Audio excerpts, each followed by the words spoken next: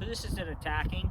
It's a very, very functional, easily technical session to perform, but it needs to be you and a partner. And what you're looking for is reps.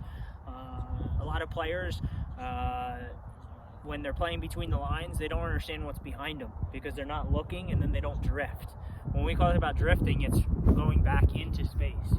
And I think a lot of players, when you're watching yourself on film, if you kept the ball, that's great, but how many times could you have got it and then played on a half turn and then played forward? I think that's the way that players need to really start to judge themselves. And so for us, this is just working on the technique of a half turn.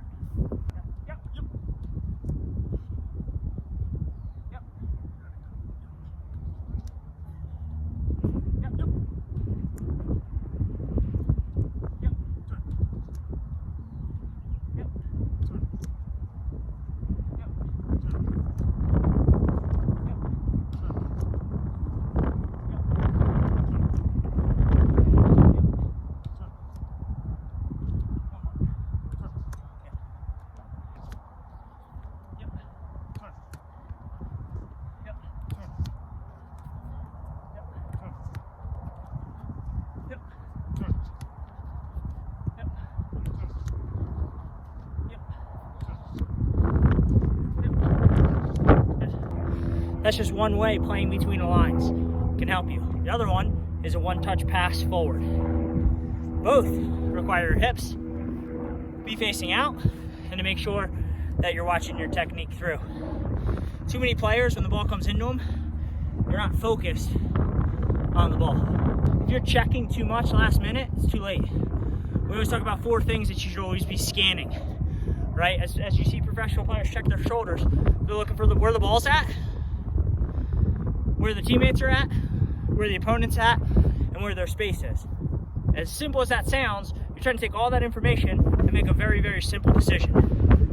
Once that decision is clear in your head, then you're looking at the technique of it. So if it's a half turn, if it's a one-touch ball through, either way, your focus should be on the ball.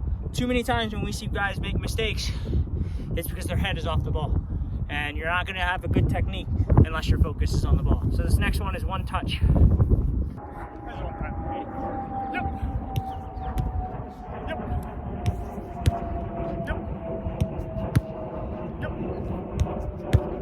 This next one on a half turn, we've worked on working on a half turn, and we worked on a one-touch ball. This time we feel that the player is going to overrun the play on one of our sides, so we're just going to let the ball run. You want to be able to let the ball run without touching it, but you don't want it to let it run too far. But in situations like this, you know that the player is overcommitting on a strong side, so you're using your body to shield it through.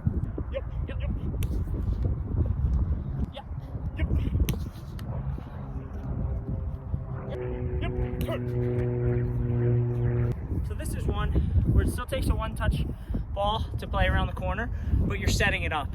You know the ball comes in, you maybe can't play a one-touch, so you're laying the ball back off, you're changing your angle, and now you're going to play full.